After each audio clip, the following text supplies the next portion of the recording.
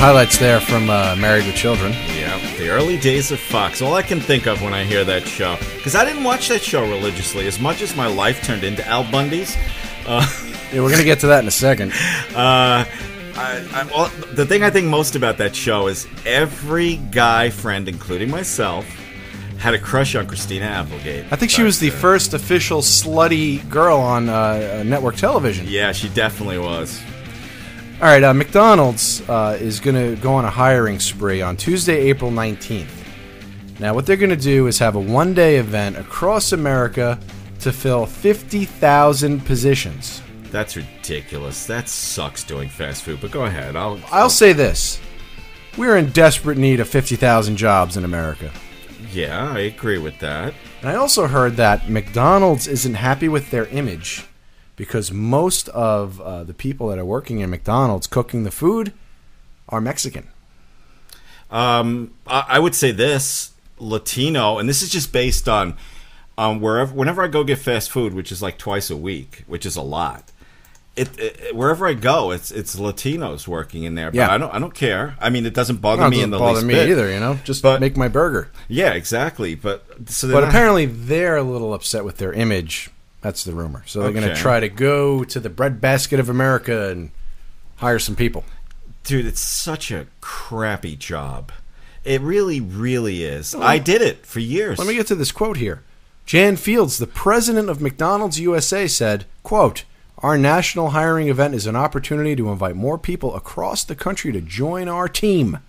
Learn that a McJob is one with career growth and endless possibilities." They're going to invest $518 million to pay the salaries and wages in this next coming year. Endless possibilities. You make it up to assistant manager. You make it up to manager.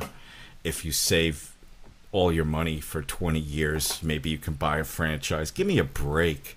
I mean, I understand the need. Whereas, dear God, I need money. There are no jobs available. I'll do it. But I did it for years. I worked at Burger King. I worked at White Castle. You did. And oh my God, what a horrible, horrible job it is. I never, ever worked at a fast food place. To me, that was always the job you get when you're first starting to work at 15 years old. Mm-hmm. 16, you're a cashier at McDonald's, just learning how to deal with people. I did it. It was always frowned upon, not a job I took seriously. I did it up until the age of 21. And it was just horrible. And I was like, anything will be better than this. Now, the people that work at McDonald's and other fast food places, you have your seniors there trying to ring you up. Wedge, a number 6, please, Wedge. And then you got your kid that's 16 that doesn't give a crap, doesn't want to be there. Yeah, that's the one I always get.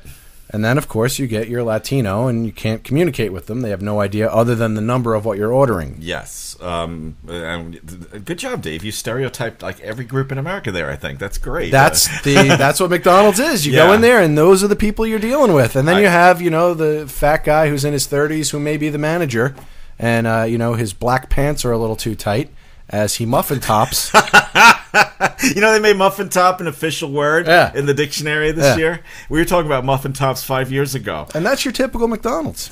Yeah, like I said. Love the McRib, by the way. It's a horrible, horrible, horrible job. I would only do it if my kids were starving. It's just, I don't know how you can glamorize that job. There's no way to glamorize it. No, I agree. But you know what? 50,000 jobs is a lot of jobs to offer. Okay, fine. Gotta give him credit. I'd be surprised if they filled even half those jobs.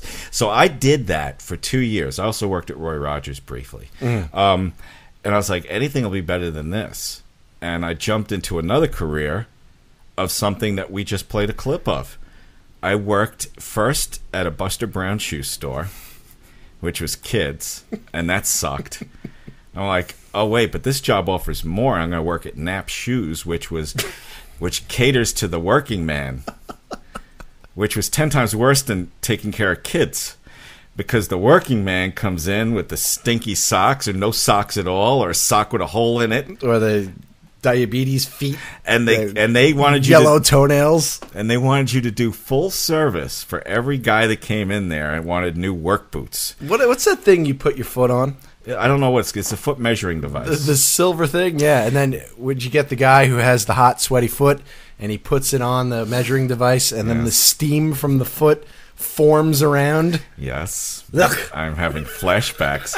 We had a row of comfy chairs, and at each chair we had a little like footrest for them to put it on, and we would measure their feet. And you had to get down on your knee like you're and proposing? I had to get down on my knee like I'm proposing or going to give him a BJ.